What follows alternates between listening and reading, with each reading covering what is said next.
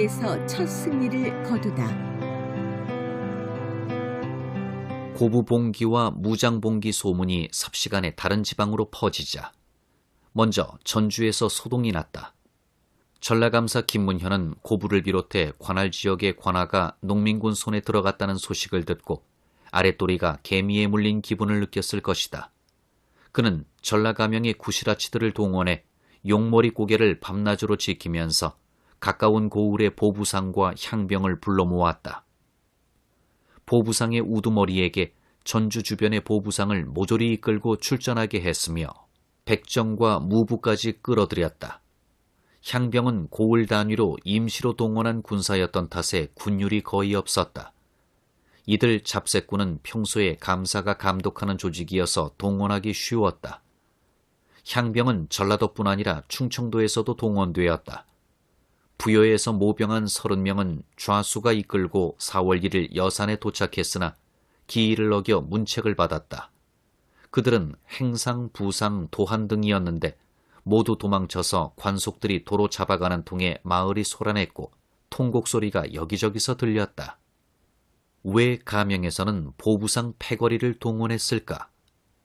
1877년 처음 개항할 때 개항장에 도사리고 있던 일본 상인은 작은 배나 나귀에 포목, 석유, 약 등을 싣고 곳곳을 돌아다니며 쌀, 콩, 쇠가죽 등과 바꾸었다.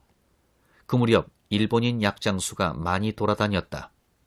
그들은 말이 서툴고 조선 풍속도 잘 모르며 내륙의 지리에도 어두워 많은 상품을 팔 수 없었다. 그때 보찜장수와 등찜장수인 보부상이 몰려들었다.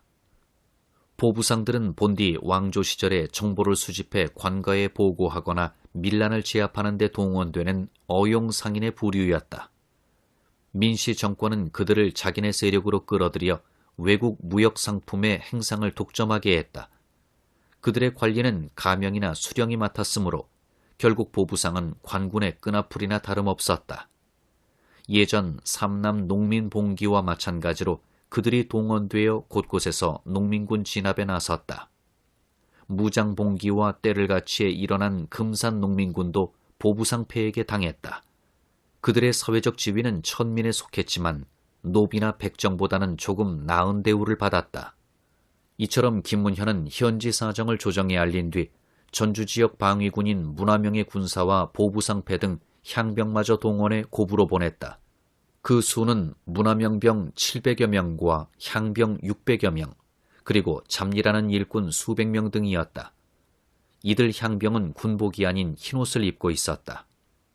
영관 이경호가 지휘하는 군사는 갑자기 동원된 탓에 대열이 정비되지 않았다. 가명에서는 군량미조차 마련하지 않고 마구잡이로 출병했다. 그들은 백산으로 행군하면서 길가 마을로 들어가 강제로 밥을 짓게 하고 닥치는 대로 빼앗았다. 그것으로도 모자라 부녀자를 겁탈했으며 소, 돼지, 닭, 개 등을 마구 잡아먹었다. 어떤 군인은 호주머니에 약탈한 금은부채를 가득 쑤셔넣어 뒤뚱거리며 걸었고 어떤 보부상은 얼굴이 벌개질 정도로 술에 취해 해롱거렸다. 다음 기록을 살펴보자. 선봉장 이재섭과 송봉호는 본디 전주의 이서로 인망이 있지도 않았지만 갑자기 무거운 직책을 맡아서 기울이 엄숙하지 않았다. 병사를 놓아보내 마을을 노략질했고 심하면 부녀자를 겁탈하여 욕을 보여 지나는 곳이 소연했다. 소를 잡아 군조를 먹일 때 먼저 저만 배부르게 먹고 곧바로 말을 몰아가서 군졸은 모두 줄였다.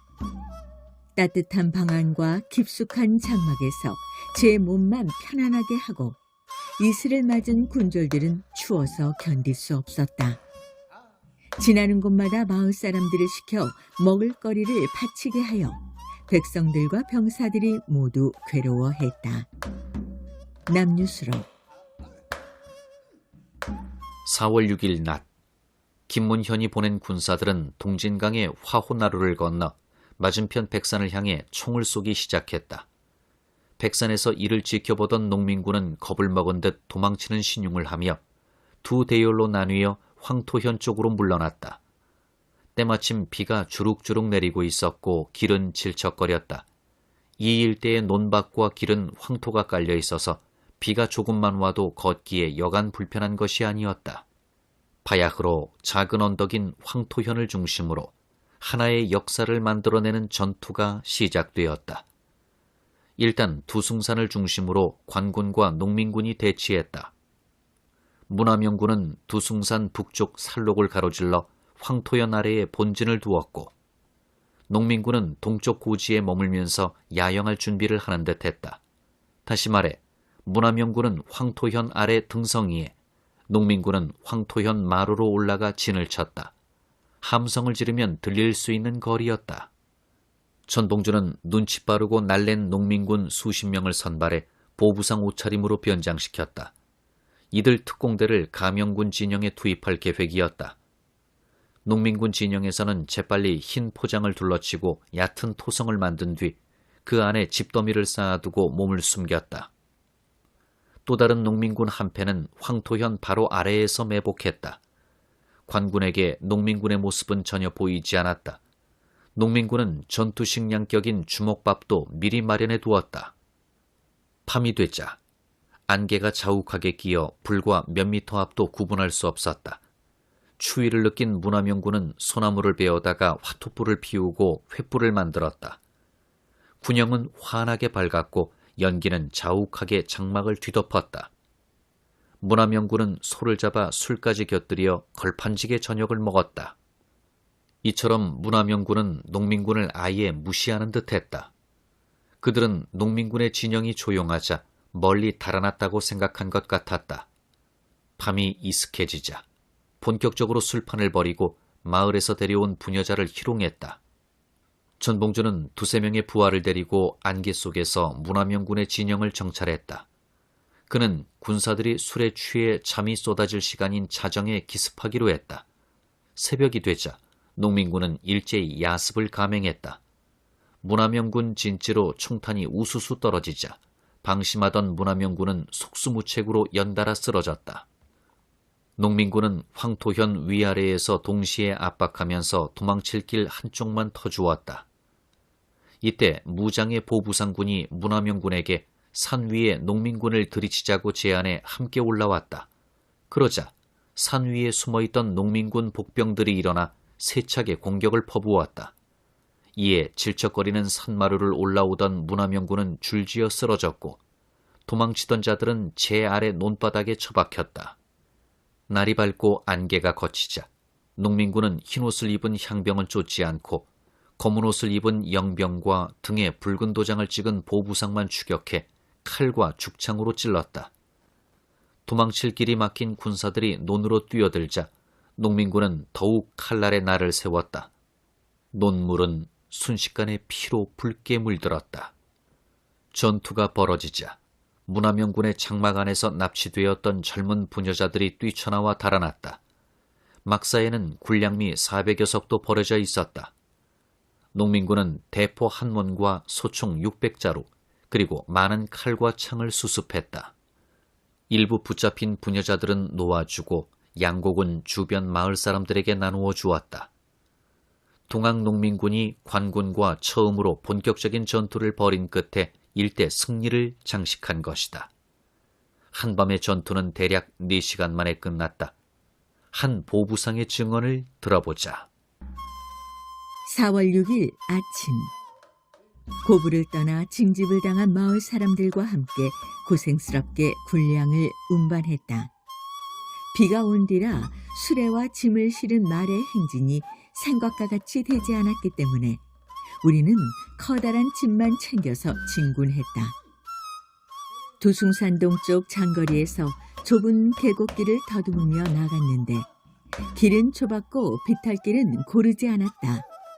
그러나 모든 군사는 매우 원기가 왕성해 행진 중에도 노래를 부르고 크게 소리를 지르는 등 왁자지껄했다. 여러 번 휴식을 취하면서 걸었는데 저녁 무렵 황토현에 도착했다. 그 뒤 곧바로 짐을 풀고는 진지에 막사를 세웠으며 각기 소속 부대가 머물 작은 진지를 여러 곳에 만든 뒤 밥을 했다. 모두 배가 고파서 저녁밥을 달라고 크게 소리쳤는데 장교 한 명과 10여 명의 군사가 마련한 쇠고기와 술을 먹고는 모든 군사가 원기를 회복했으며 술잔치를 벌이지는 않았다. 그리고 아둔한 동학 사람들은 모두 나무 껍질을 먹고 계곡의 물로만 배를 채워 당장 내일은 길을 걷지도 못할 것이라고 비웃었다. 이러한 유희에 빠진 전쟁은 다시는 없을 것이라고 생각되었다. 그날 밤 처음에는 경계를 했다. 그러나 동학군의 진영이 완전히 고요하여 불빛조차 보이지 않았기 때문에 모두 안심하고 그 뒤부터는 술을 마셔 취하고 노래와 춤을 추다가 깊이 잠들었는데 나도 취하여 잠이 들었다. 동학당의 난. 먼저 이 전투에 참여한 과정을 말하고 이어 목격한 전투 현장을 다음과 같이 설명하고 있다. 한밤중에 적이 습격해온다는 커다란 부르짖음에 잠에서 깼는데 이리저리 도망하는 사람, 엎어지는 사람, 울부짖는 사람, 엎드린 사람, 숨는 사람 등이 있었고 진지의 주위에는 죽은 시체가 쌓여 있었다. 2천여 명의 관군 중에 무기를 가지고 대적한 사람은 매우 적었고 나머지는 앉아서 칼을 맞거나 자다가 죽는 등 그 패배의 모습은 매우 참혹했다. 동학당의 난. 이 보부상은 황토현 북쪽 소나무 숲에 몸을 숨기고 있다가 가까스로 지름길을 더듬어 백산 서쪽 해안까지 갔다가 배를 타고 아산 쪽으로 도망쳐 목숨을 건졌다. 동쪽으로 도망한 사람들은 농민군의 별동대에게 습격당했고 또 곳곳에 작은 샛강이 있어서 건널 수 없었기 때문에 피해를 더 입었다. 7일 동특이 이전까지 대부분 살해되었는데 이 싸움에서 보부상은 약 70명에서 80명이 전사하거나 처형당했다. 이 이야기는 한 보부상이 직접 겪은 사실을 일본 언론인 기쿠치 겐조에게 증언한 것이다. 또 이 전투 광경을 직접 목격한 전봉준의 서당 제자 박문규가 있었다. 그의 목격담은 다음과 같다. 전주병정 몇몇 소대가 보부상 수만 명을 영설하고 내 동네에 당도할 때 우리 동네 사람들은 식수를 대접했다. 주호를 부르라는 굴령이 엄숙하여 내 부친께서 대장소에 들렀더니 백리 300석 밥을 지으라는 명령이 내려졌다. 밥과 된장통을 전할 때 동학군이 천태산을 넘어가니 병정들은 그 소식을 알고 바로 뒤쫓았다. 동학군이 황토현으로 올라가니 병정들은 쫓아가서 뒤 봉우리로 올라갔다. 초 엿새날 새벽이 되자 총소리가 콩 볶듯이 요란하여 나는 우리 부모님하고 동네 앞들로 피난했다. 시방은 옥토지만 신장로 옆에서부터는 반절이 갈대밭이었다. 내 동네 남녀가 다 갈대밭 속에 숨었다. 우리 부모님과 나도 거기 숨었다. 우장, 도롱이를 걸친 배우가 무거워서 풀썩거렸다. 초엿새날 새벽부터 날이 새면서 소식을 들으니 전주 병정들이 패했다고 했다. 만약 병정이 이겼다면 고부는 모조리 죽었을 것이다. 그 뒤로도 동도가 크게 일어나 몇몇 촌촌이 동학 포덕하기 분주했고 입도하는 사람이 발광이었다. 술과 안주를 장만하고 장을 보았다. 푸짐한 치성으로 동네 안에 모여 앉아 13자 주문을 외기에 정신이 없었다. 성남 역사. 문화명군의 진군 모습, 전투 날짜 등은 사실과 거의 들어맞는다. 서툰 문장이지만 어린아이의 눈으로 본 장면을 매우 사실적으로 전달하고 있다. 이것이 당시 현장의 유일한 목격담이다. 참고로 박문규는 그 뒤 사정도 곁들여 설명하고 있다. 박문규는 만약 농민군이 패전했다면 동네 사람들은 모조리 죽였을지도 모른다고 썼다. 또 황토현 승리 이후 지역사회에 동학이 크게 일어났음을 증언했다. 동학 농민군이 황토현에서 관군과 처음 전면전을 벌여 승리했으므로 그 의미는 매우 컸다. 문화명군은 그 뒤 재기하지 못할 정도로 사기가 꺾였다. 더욱이 전봉준 부대가 흰옷을 입은 향병을 공격하지 않은 것은 생사를 가르는 전투 현장에서 향병에게 독립의식을 분명히 보여주었다는 뜻이다. 강제로 동원된 향병의 처지를 알아준 것이었다. 농민군의 세력을 확대해 광범위한 기층민중을 끌어들이려는 전략으로 볼 수도 있다.